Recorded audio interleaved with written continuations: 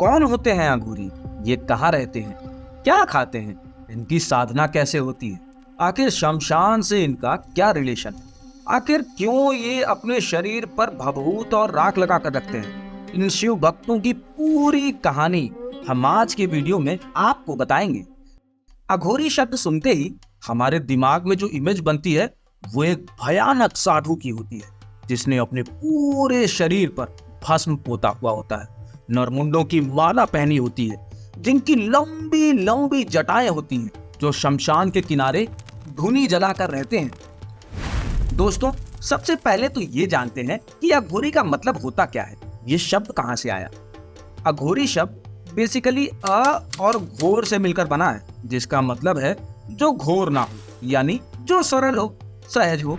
अघोरियों को साधु भी बोला जाता है, जो अपनी पूरी लाइफ मोक्ष पाने के लिए डिवोट कर देते हैं। दोस्तों, 22 जून 2013 में स्प्रिंगलर पब्लिकेशन के एक ऑनलाइन पब्लिश्ड रिसर्च आर्टिकल की माने तो असल में अघोरी अद्वैतवाद, जिसे इंग्लिश में मोनिज्म भी कहते हैं, की फिलॉसफी से प्रभावित है, जिसके एक प्रिंसिपल को वो फॉलो करते हैं, जो ये कहता है कि डेथ और रीबर्थ के चक्र से मुक्ति पाने के रास्ते में दुनियावी चीजें आपका रास्ता रोकती हैं। इस आर्टिकल में आगे ये भी कहा गया है कि इन साधुओं का संबंध हिंदू धर्म के शैव संप्रदाय से जुड़ा हुआ है, जो भगवान शिव के भक्त हैं। अघोरी हिंदू धर्म के सोशल ट्रेडिशंस और प्रैक्टिसेस को नहीं मानते हैं, बल्कि टैबू प्रैक्टिसेस में इन्वॉल्व होकर अपने लिए जिंदगी जीने के नए तरीके चुनते हैं।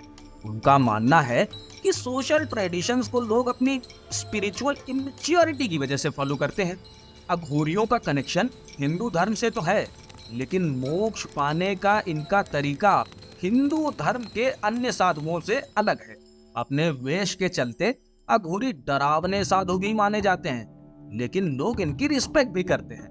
दोस्तों, वैसे तो पुराने समय से अघोरियों के अलग अलग ग्रुप्स देखने को मिलते रहे हैं, लेकिन इनमें से दो इम्पोर्टेंट सेक्ट्स को कालमुख और कापालिक के नाम से जाना जाता है। और अगर बात करें मौजूदा अघोरियों की, तो बाबा किनाराम का नाम इसमें काफी सम्मान से लिया जाता है।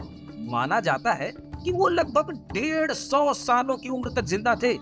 इनकी समाधि पर बना मंदिर आज भी बनारस में मौजूद है, और ये अघोरियों के लिए काफी महत्वपूर्ण स्थल है। अघोरी भगवान शिव के एक रूप भैरव यानी द डिस्ट्रॉयर और शक्ति के एक रूप काली, जिन्हें मौत की देवी भी माना जाता है, की आराधना करते हैं। इनकी एक खास बात ये भी है कि ये आपको ऐसी जगहों पर मिलेंगे जहां आम लोग कम ही जाते हैं। हिमालय की गुफाओं से लेकर बंगाल के घने जंगल और गुजरात राजस्थान के रेगिस्तानों में भी आपको अघोरी साधुओं के दर्शन हो सकते हैं। इनका कहना है कि कठिन साधनाओं को सही तरीके से करने पर संसार के इस चक्र से मुक्ति का मार्ग उनके लिए जल्दी खुल सकता है। ये साधु कैनिबलिज्म के लिए भी जाने जाते हैं। ध्यान रखें कि अघोरी साधु किसी की हत्या कभी भी नहीं करते, बल्कि शमशान घाट पर आने वाली लाशों का मांस भक्षण करते हैं, क्योंकि इनका मानना है कि गुड या एविल में कोई अंतर नहीं होता। दूसरे शब्दों में कहें तो अच्छे या बुरे में कोई भेद नहीं होता है, ये बस डिल्यूजन है, और इसलिए ये जानवरों और इंसानों के मांस में कोई डिफरेंस नहीं मानते। अघोरियों के बारे में कुछ ऐसी मान्यताएं भी प्रचलित हैं जिसे साधारण लोगों द्वारा बहुत अच्छा नहीं माना जा सकता है, लेकिन इन साधुओं के मुताबिक वो ये सब इसलिए करते हैं ताकि उनके अंदर का ईगो खत्म हो जाए और दुनिया में ब्यूटी का जो परसेप्शन है उसे तोड़ा जा सके। अघोरियों के शरीर पर आपको बहुत कम या फिर ना के बराबर कपड़े मिलेंगे। ये या तो आपको भगवा वस्त्रों में दिखाई देंगे या फिर पूरे नग्न। वो ऐसा इसलिए करते हैं ताकि उनके अंदर से शर्म की भावना खत्म हो जाए, और ये दुनियावी चीजों से खुद को मुक्त करने का भी एक तरीका है। अघोरी अपने शरीर पर भस्म या भभूत भी लगाते हैं। इस मामले में वो भगवान शिव को फॉलो करते हैं। वो भी अपने शरीर पर भस्म लगाया करते थे। अघोरियों का मानना है कि इससे उन्हें कोई भी डिजीज होने का खतरा नहीं होता है। सिर्फ राख ही नहीं दोस्तों, अघोरी इंसानी शरीर के दूसरे हिस्सों का भी यूज करते हैं, जैसे कि इंसानी खोपड़ी, जिसे अघोरियों की भाषा में कपाल भी कहा जाता है। ये अघोरियों का एक रियल साइन माना जाता है। इसी कपाल में वो अपना भोजन पानी ग्रहण करते हैं और तो और वो इसे नेचर के बाकी एनिमल्स के साथ शेयर भी करते हैं। एक मिथ की माने तो भगवान शिव ने एक बार ब्रह्मा का सिर धड़ से अलग कर दिया था और उनका कटा सिर लेकर वो तीनों लोकों में भ्रमण करते हैं ताकि वो मानव जाति के कष्टों के बारे में जान सके।